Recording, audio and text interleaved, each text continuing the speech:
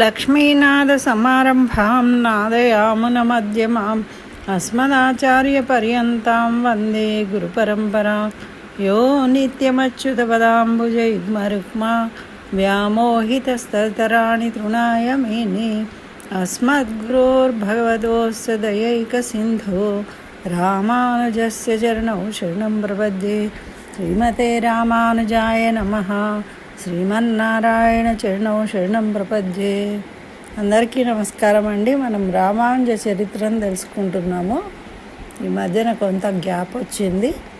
అయితే ఇప్పుడు మనకు 12వ తారీఖు రామానుజాచార్యుల యొక్క తిరునక్షత్ర వేడుకలు జరుపుకుంటాం మనము. కాబట్టి ఇది మళ్ళీ కంటిన్యూ చేస్తున్నా. ఎందుకంటే రామానుజాచార్యులది 120 సంవత్సరాల జీవిత చరిత్ర అండి. ఎన్నో విశేషాలు ఉన్నాయి. కాబట్టి చాలా ఉన్నాయి మనం చెప్పుకోవాల్సినవి. అందుకని ఇంకా నడుస్తూ ఉంటుంది అది. అట్లా ఇప్పుడు వారి దినక్షత్రం ఉంది కాబట్టి వారు చేసిన వాంగ్మయంలో చేసిన విశేషాలను, చక్కగా దివ్యదేశాలలో చేసిన సంస్కరణలన్నీ తెలుసుకుంటూ వస్తూ ఉన్నాము. ఇప్పుడు వారు గురు ప్రపత్తి మార్గాన్ని బోధించారట. అది ప్రపత్తి మార్గము అంటే ఏంటిది, ఆ ప్రపత్తి చేయడం వల్ల ఏం జరిగింది అనేది ఇప్పుడు మనం ఈ వీడియోలో తెలుసుకుందాం. ఒకరోజు ఏమైందంటే రామానుజుల మఠానికి ఒక మూగవాడు వచ్చిండట. వస్తే రామానుజులు వాడిని లోపలికి తీసుకెళ్ళి తలుపులు పెట్టిండట. అదే కూరతాళ్వాని అక్కడే ఉన్నారు కూరేషులు. వారు చూస్తూ ఉన్నారట. ఇదేంటి మూగవాడిని తీసుకెళ్తూ ఉన్నారు, లక్ష్మణులకు మాట్లాడవచ్చా సంజ్ఞల ద్వారా ఈయనతోని అని. అంటే ఎక్కువ ఏదైనా మాట్లాడేది ఉంటే కూరతాళ్వానే చూసుకుంటూ ఉంటారు కదా మఠంలో, అందుకని అనుకున్నారట. అయితే ఇంతలో ఈ వీరు లోపలికి తీసుకువెళ్ళి వాడికి ఏం చెప్పారంటే, నా శరీరమే గతి అని నమ్ముము అని సంజ్ఞ చేసిండ్రట. అంటే ఎవరికి శరీరమే గతి అని నమ్మాలి అంటే వాడు ఏమనుకున్నాడట అంటే, దివ్యమంగళ విగ్రహము అయిన గురు విగ్రహమే శరణ్యమని స్మరించిండట. ఆ గురువు గారువే శరణ్యం నాకు అని అట్లా స్మరించి తలుపులు తీసుకొని బయటకు వచ్చేసిండట. వచ్చిన తర్వాత ఇక ప్రవాహం లాగా మాటలు వస్తూనే ఉన్నాయట, మాట్లాడుతూనే ఉన్నాడట. అయితే మన రామానుజులే ఆశ్చర్యపోయిందట, సందేహం కలిగిందట. ఈ గురువు చరణములే గతి అన్నందుకు అంత ప్రభావం ఉందా దీనిలో అని, ఈ గురు శరీరం అనేది అంత ముఖ్యమా, ఈ స్వరూపానికి అంత ప్రాముఖ్యత ఉందా అని సందేహం కలిగిందట. అయితే ఈ విషయం మరి ఎవరికైనా చెప్దాము అని అంటే అది దోషమవుతుంది, అపచారం అవుతుంది, గురుపచారం అవుతుంది, అపచారం అవుతుంది, ఉపచారం కాదు. అయితే మనము దీన్ని నా గురువు ద్వారా తెలుసుకోవాలి ఈ సందేహాన్ని అని చెప్పేసి ఏం చేసిండ్రు అంటే తిరుక్కోటియూర్ నమ్మి దగ్గరికి వెళ్ళిండ్రు. వెళ్తే ఇక అక్కడ గురువు గారు ధ్యానంలో ఉన్నారు అని అంటే వేచి ఉన్నారు. గురు ధ్యానం అయిపోయిన తర్వాత పిలిస్తే అప్పుడు లోపలికి వెళ్ళి సాష్టాంగ నమస్కారం చేసి ఏమడిగిందంటే, ధ్యానం చేస్తూ ఉన్నారు స్వామి, ధ్యానం అంటే ఏంటి, మేము కూడా చేయవచ్చా అని అడిగిండ్రట.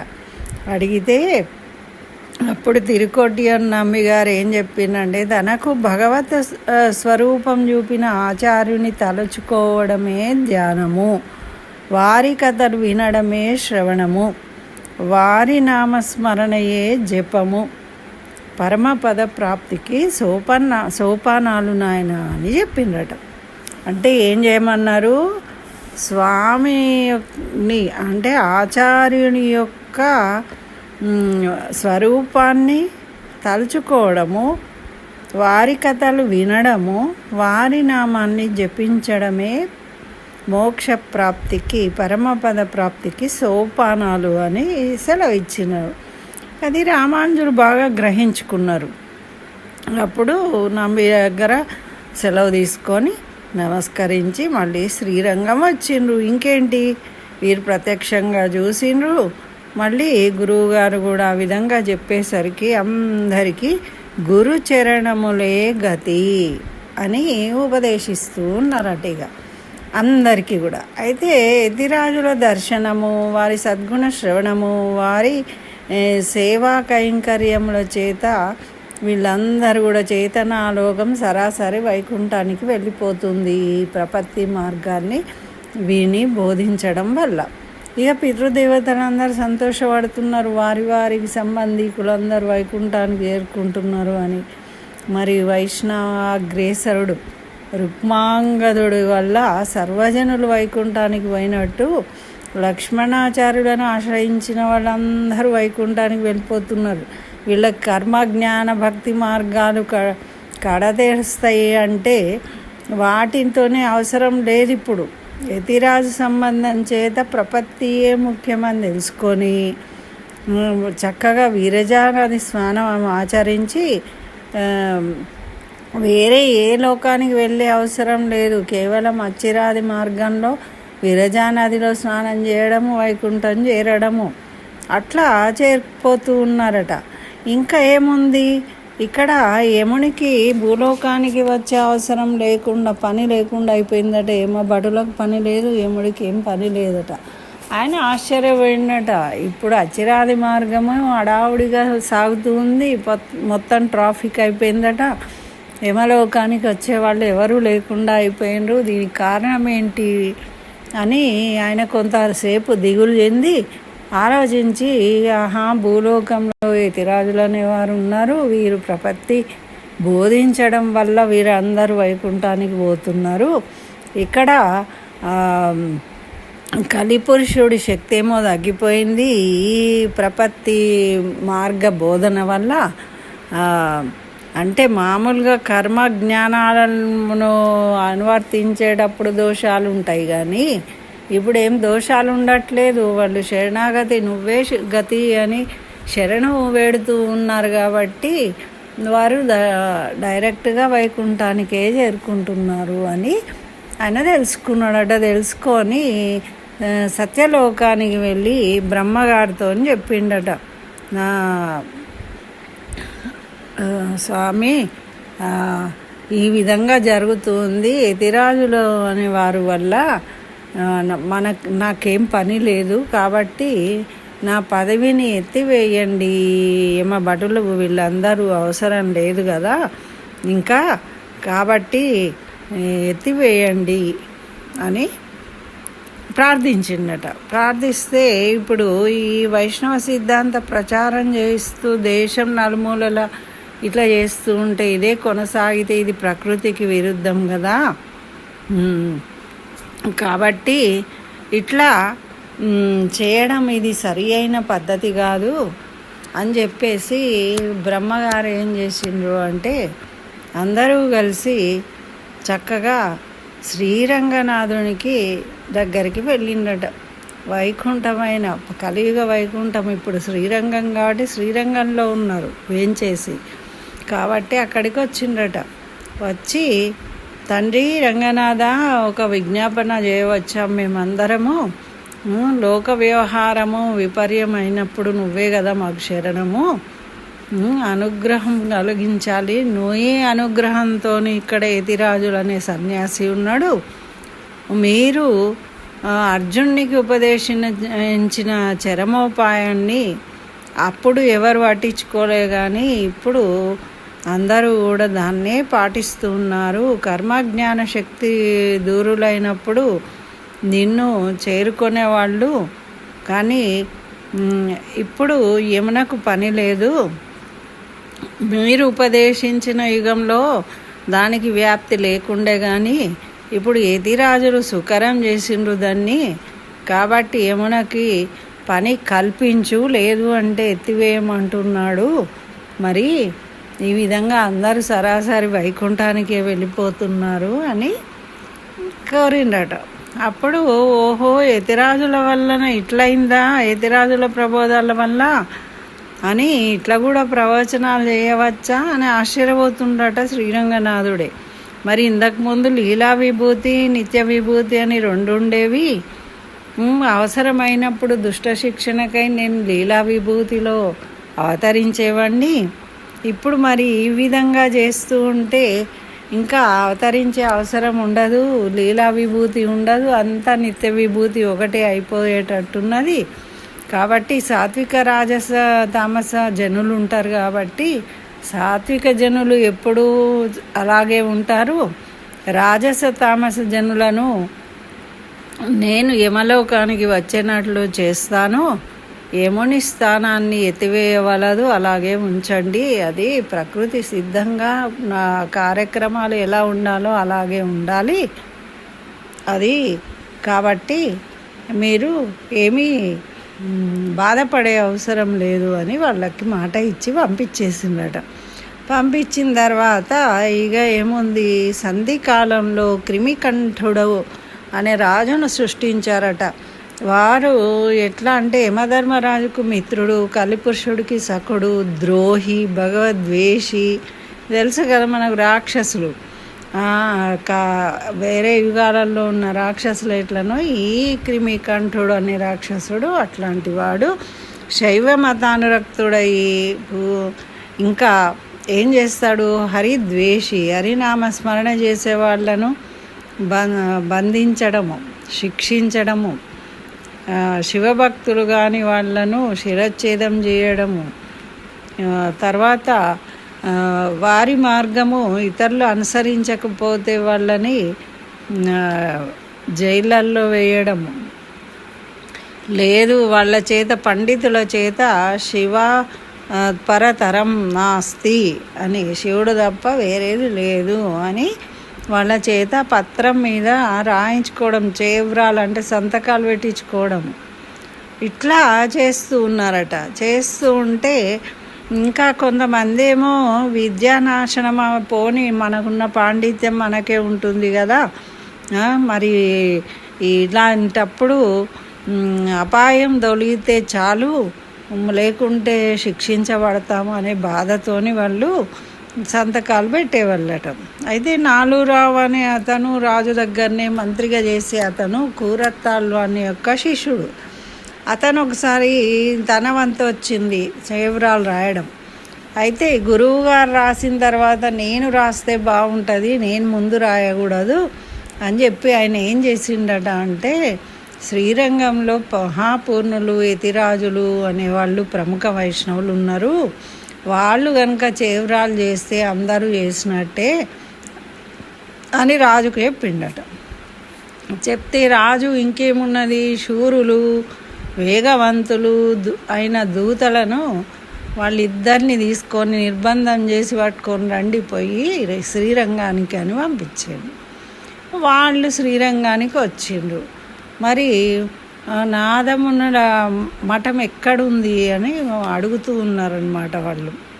వాళ్ళ తొందర చూసి, వాళ్ళ వేగం చూసి కూరత్తాళ్వాను రామాంజ సిద్ధాంతానికి ఏదో చేటుకాలం వచ్చింది, యతిరాజులు స్నానం చేయడానికి వెళ్ళిండ్రు, లేరు మఠంలో, ఈ దూతలు యమభటుల వల్ల ఉన్నారు కాబట్టి యతిరాజులను హింసిస్తారు వీళ్ళు అని చేవ్రాలు చేసిన కార్యము చెడుతుంది. ఒకవేళ సంతకం పెడితే ఇంకేముంది, కార్యం చెడిపోతుంది, ఒప్పుకున్నట్టే కదా అని చెప్పి తలిచి ఏం చేసిండట,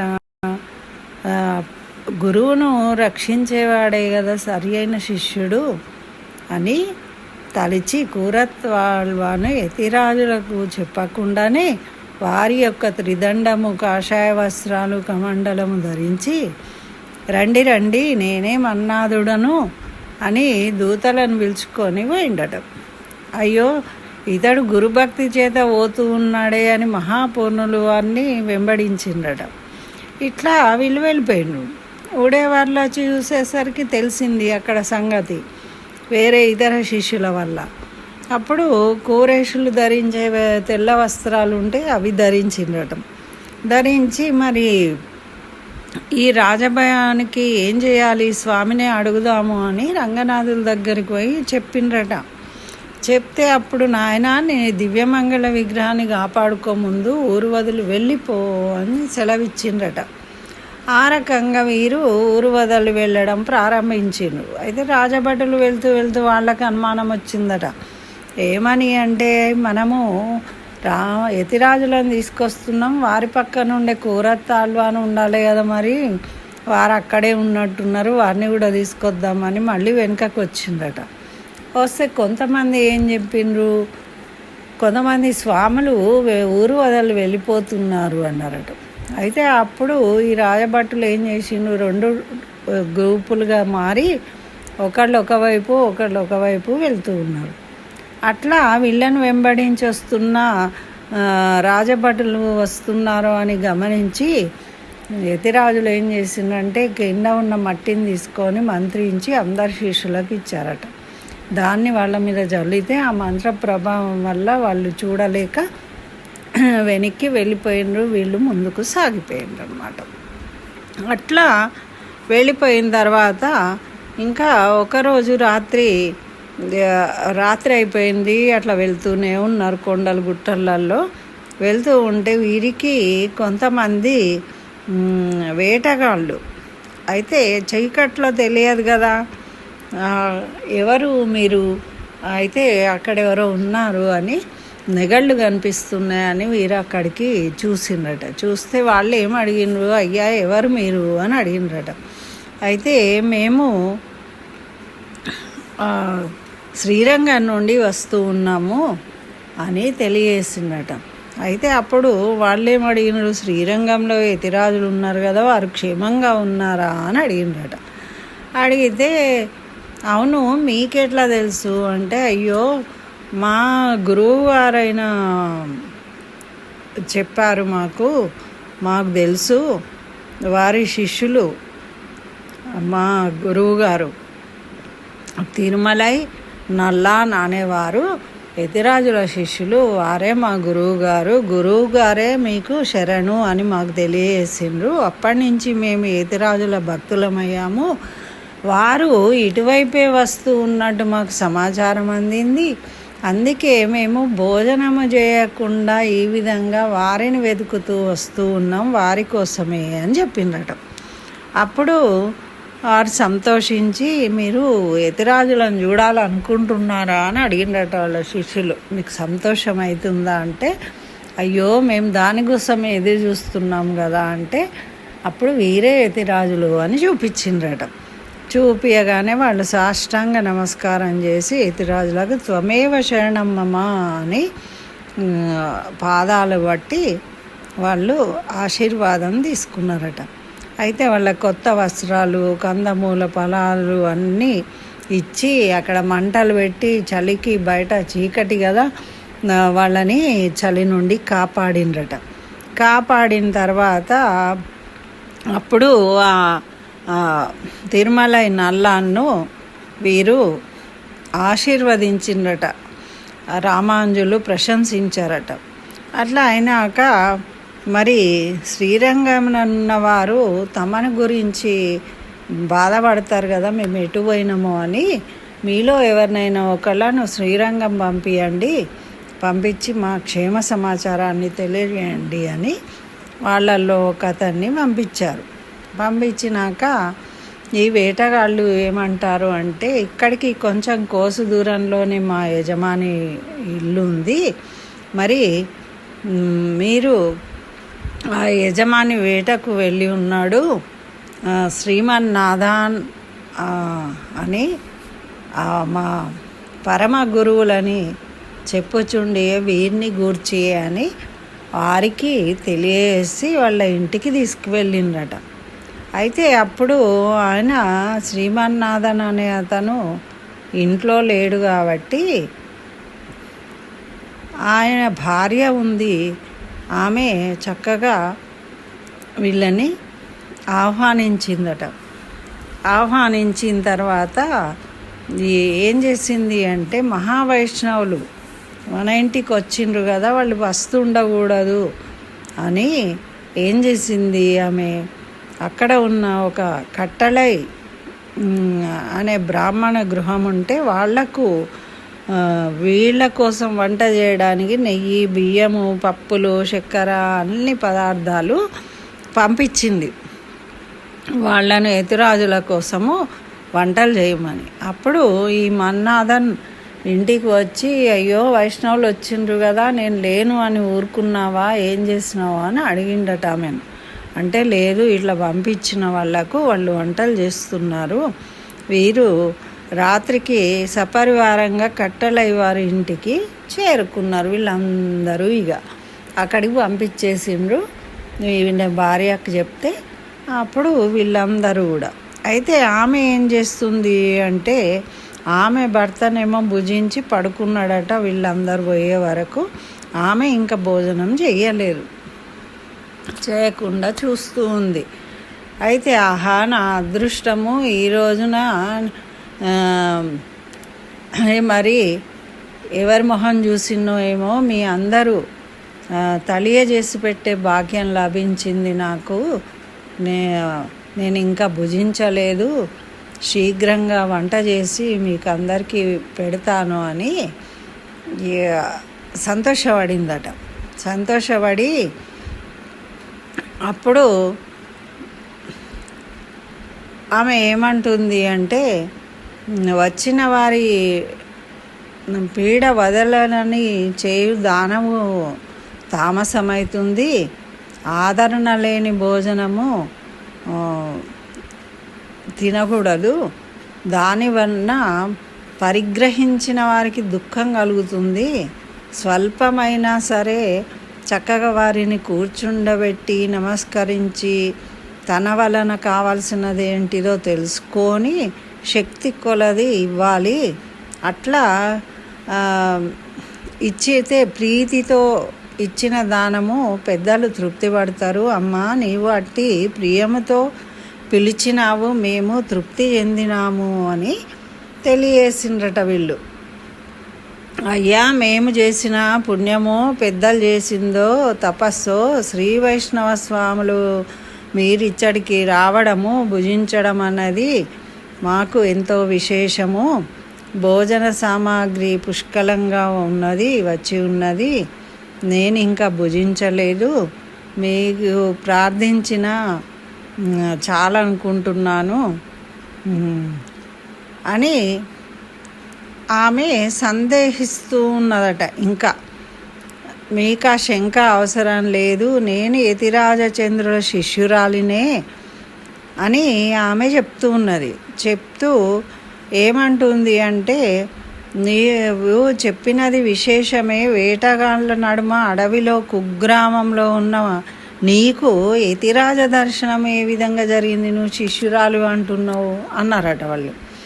అప్పుడు ఈమె చెప్తుంది, మాకు ఒకసారి ఇక్కడ క్షామం వచ్చినప్పుడు మేము శ్రీరంగానికి వచ్చినాము, అక్కడ మాకు నేను ఉన్న ప్రదేశానికే భిక్షకు వచ్చారు యతిరాజులు. వచ్చినప్పుడు నేను భిక్ష ఇచ్చినాను, ఇచ్చి మిమ్మల్ని చూస్తుంటే నాకు మా మామగారో తండ్రి గారో లాగా కనిపిస్తూ ఉన్నారు, నాకు ఒక సందేహం ఉన్నది, చెప్పండి, మరి శ్రీరంగనాథునికి దగ్గరికి వెళ్ళినట్టు మీ దగ్గరికి కూడా వస్తూ ఉంటారు అందరూ, మీ దగ్గర ఉన్న సొత్తు ఏమిటి అని అడిగిందట.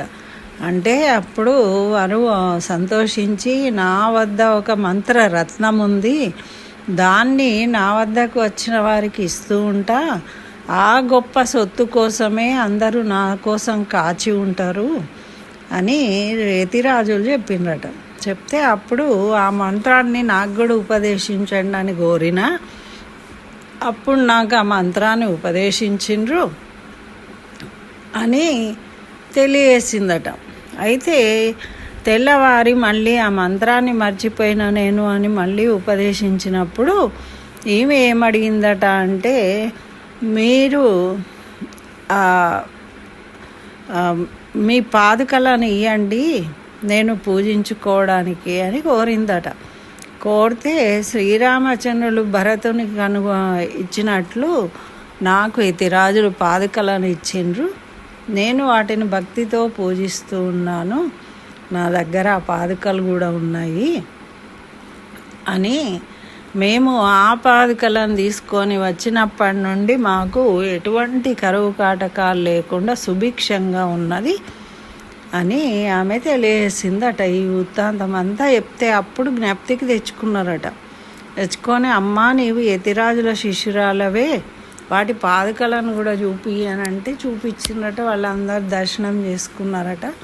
చేసుకున్న తర్వాత ఇక ఆమె చక్కగా వండి తిరువారాధన చేసి ఆరగింపు చేసి తినండి అంటే అప్పుడు యతిరాజులు మంత్రం చెప్పు అని అడిగినరట.